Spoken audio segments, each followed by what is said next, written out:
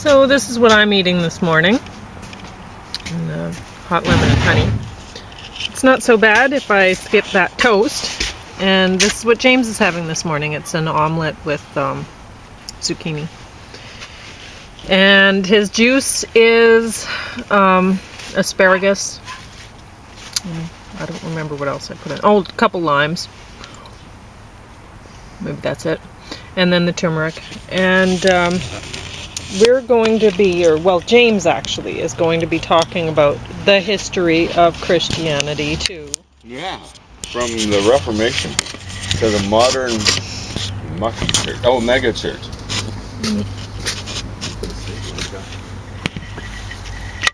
Joel Osteen, is that his name? Go ahead.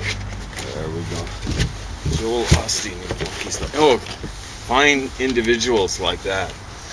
Well, the instructor, I should mention who the instructor was. It was a woman, Molly Worthen. Yeah. Or Worthen? I don't know. Worthen, yeah, that's a weird She name. was worth her weight as a professor. She did a great job, I thought. She did a pretty good job. Hard to keep a smile about every phase of Christianity, but she managed to do it pretty well. Well, she wouldn't be smiling during some of the worst passages about the Inquisition, but she did a good job. Smiled at the appropriate places. But this is past that. This was 6 DVDs and it's not. It was past that. The Inquisition? Oh, the Inquisition kept on going. Okay. Yeah. For example, Galileo's like 1600. That's after the. It's just the way, and the Inquisition started before. The fact is, the Inquisition was started in Spain by the Muslims a couple of 200, 300 years before. Okay, but if you want to learn about that, you're not going to get that from this. No. But for example, the Inquisition had a lot to say and to do to a guy called Galileo. So the Reformation starts 1517 officially, and they were messing around with him, 1600s. But anyway, this is a good survey of Christianity. Not an entirely happy story. It is an improvement on Christianity, basically the Reformation, and one could be saying it's maybe an ad hominem fallacy or genetic fallacy. Say, you were raised Protestant, therefore. Well, I gave it up, and I'm pretty critical of Protestantism, but it's better than pretty well any other belief system out there, including many, many, many strains. I'm a left-winger, but many strains of left-wingerdom, fake left-wingerdom, as I call it. Stalinism, Leninism, Leninist Marxism, most strains of anarchism. I don't even want to include in there because they just excel in not getting things together. But yes, there are some strains of anarchism where it's just outright about killing on a person's own schedule. And let me think, Maoism, Castroism, Ortegaism or Sandinistanism, Chavezism or whatever they call it in Venezuela, on and on and on, Mugabeism, Mandelaism, just the best you can hope for them is incompetence, but generally, so far with the Mandelaism or the ANCism or whatever you want to call it, they haven't really plunged the depths of moral depravity, but they're showing themselves to be pretty incompetent. Anyway, there were a lot of different denominations, things that were surprising to you, right? What? In the Christianity thing, like you're going, wow. I didn't know about the one where they, I can't remember what that was called now. That was a while ago in the lecture. But when they were the people in Russia who were the Doukhobors. No, not them. Oh, okay. The other group that were castrating their children. Yeah. I mean, there's all sorts of, crazy or not so crazy stuff. I mean, Christianity has, especially since Protestantism, And before Constantine started making it the official religion, he really just tolerated it, and eventually converted it in his deathbed. So about 300. So for the first 300 years of Christianity, there's a lot of variety, leading to things like Gnosticism, various forms of Gnosticism, and then for the last 502 years of Christianity, so that's 800 years, more than half, or almost half of it. It's been characterized by immense variety. As you can see, this brand of grinder does not work very well. Yeah, Kirkland. And really, James is just getting a workout. Morning workout. There we go. So, well, all we need is workout music. You know what I'm saying? I don't think that would have been it, though. Baseless synthesizers type of stuff, or whatever they call synthesizers nowadays. And like 35 years out of date on the atom about synthesizers. 40 years. Anyway, I think the first Beatles real synthesizer album was 1969, so 50 years out of date. Abbey Road. So, you look like you actually have a fair amount. I'm getting some stuff. I'm just keeping working, you know. Just to go with the turmeric and knock out my cancer. We'll be screaming for mercy.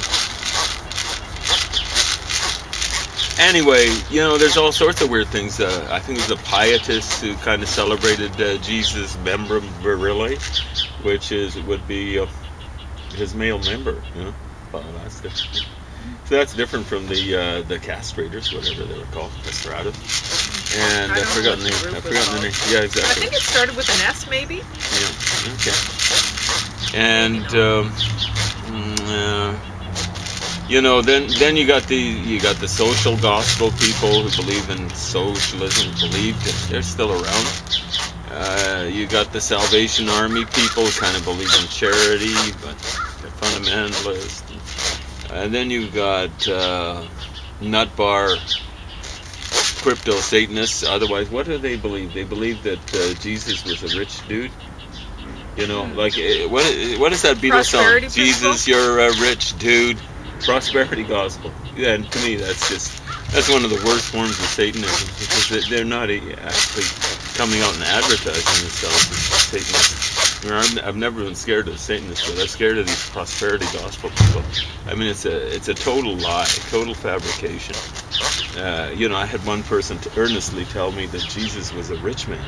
You know, and I'm going, what? He wasn't even a carpenter. He just wandered around, kind of. He would have been depending on the charity of others, wandering around in wilderness and semi-wilderness, preaching to people. Presumably rags. There'd be some people who'd be giving him stuff, but you know, his dad would have been semi-well off. Carpenter, if he was any good back then, wouldn't have been lower class. He would have been the equivalent of upper class. Oh, not upper class, but middle class. Business kind of guy. So Jesus would have been raised to something higher than the typical peasant. A peasant's a farmer. He wasn't a farmer. But yeah, this person said Jesus even owned his own donkey. Now that probably would have been a sign of a fair degree of not wealth, but prosperity back then, owning your own donkey. But he didn't own his own donkey. In case you're watching. He didn't own his own donkey. This story goes in the Bible. He told his disciples, when he's coming back to Jerusalem, he had a few days to live at that point in time. You know, he'd gone 33 years without a donkey of his own. Well, they're portrayed as fleeing into Egypt on a donkey or something like that, but I don't know. They might have had to do it on foot. I don't know if that's part of the biblical narrative. Anyway, so he tells his disciples, coming back to Jerusalem, he knows he's on his last legs, as it were, because he's going back during Passover, and you know, he knows that the Jews have been looking for his life. They've almost whacked him at least once, and you know, they're trying to stone him, whatever, and so he wants to make something like a grand entrance into Jerusalem. It's ironic, you know, like a grand entrance would have been on a horse. Anyway, he tells his disciples to go to a particular place, as I recall, and there'll be a donkey there, and to kind of appropriate or expropriate it, but just tell the person who owns it it's for Jesus, and dude will give it up for Jesus. And that's what happened, at least according to the story. So they didn't steal the donkey, but it wasn't his, you know. Oh well, I guess it was, you know, Jesus was borrowing for the rest of his life, which was for a few days. So yeah. Anyway, prosperity gospel.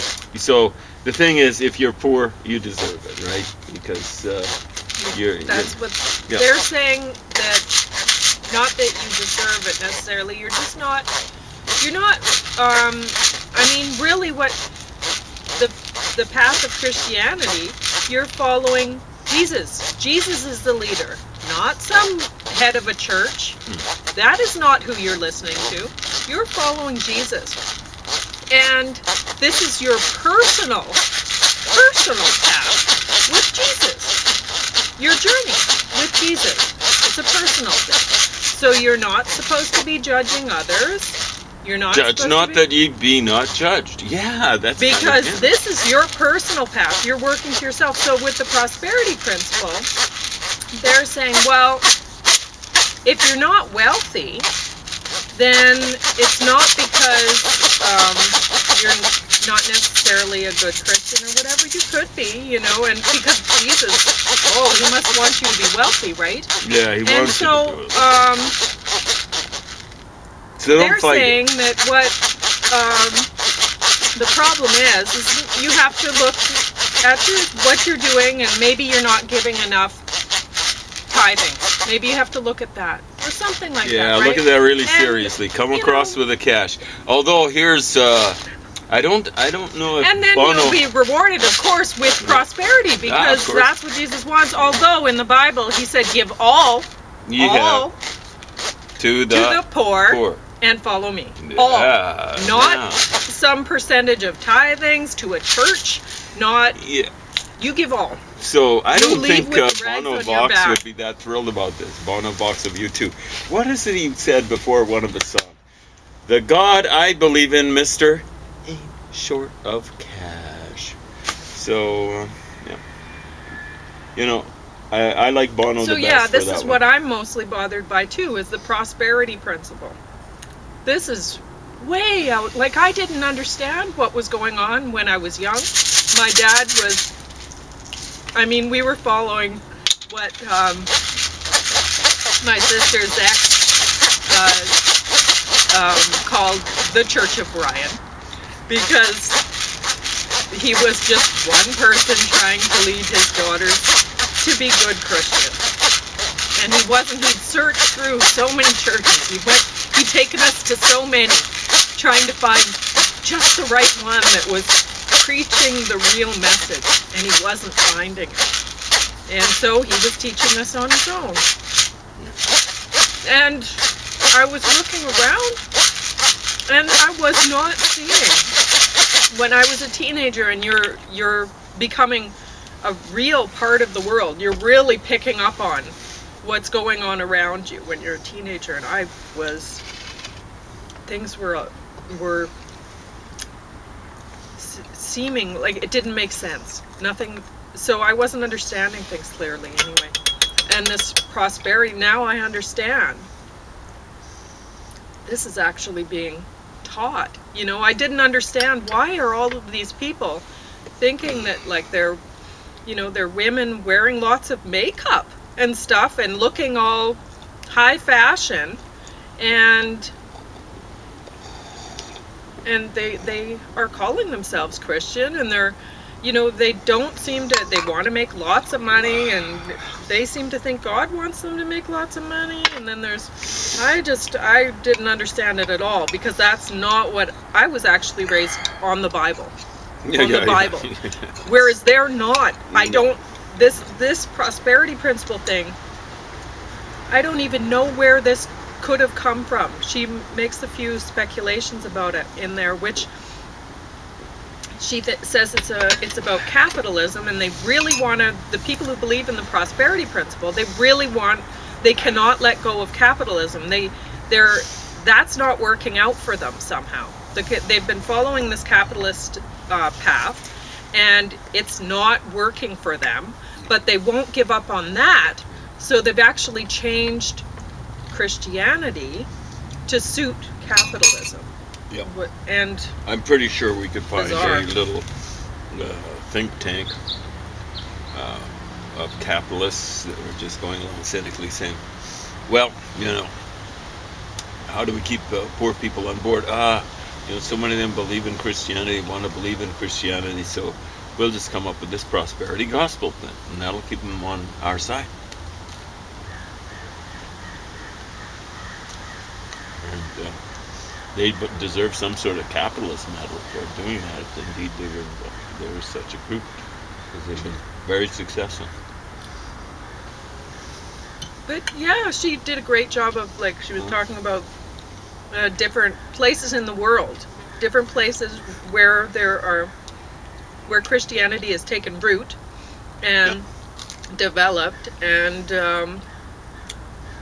how it's being received. It's a growing religion. It's dying in the West, but it's growing in the Third World. It could be the fastest growing belief system in the world, based on conversion. Islam is the fastest growing, but that's based on almost entirely on extremely high growth rate. And Muslims, according to the guy who taught me Islam, is very concerned about the environment. Islam, but they got the highest growth rate of all the religion, based on the birth rate. So. I thought people who were concerned about the environment would be concerned about their birth rate. But there you go. Yep. I'm not going to say much more than that.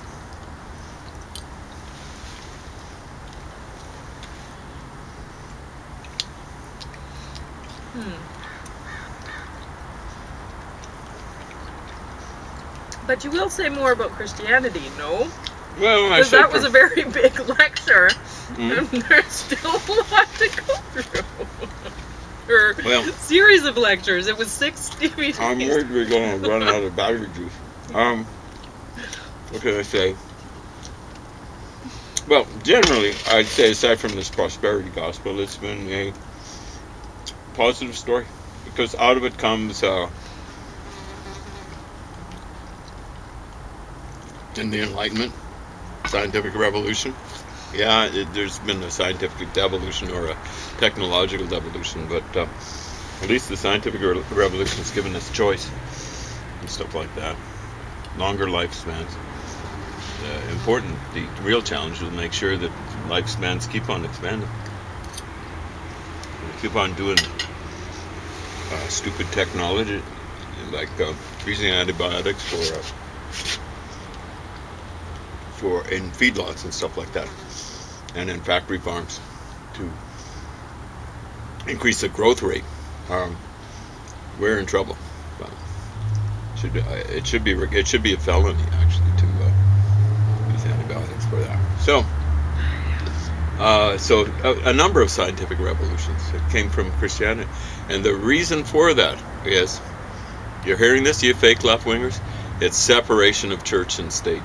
Christianity had that for 300 years, and then for the next 100 years it was getting towards unification of church and state following Constantine, and for the longest time it was that way. But officially the Eastern Orthodox Church chain separated from the Western Church, the Catholic Church, in 1054. So, and ever since then, you could see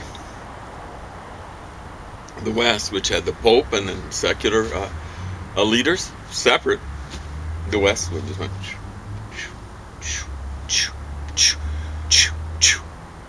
And what happened to the East, where there wasn't separation of church and state? And then you had the communists following up on it.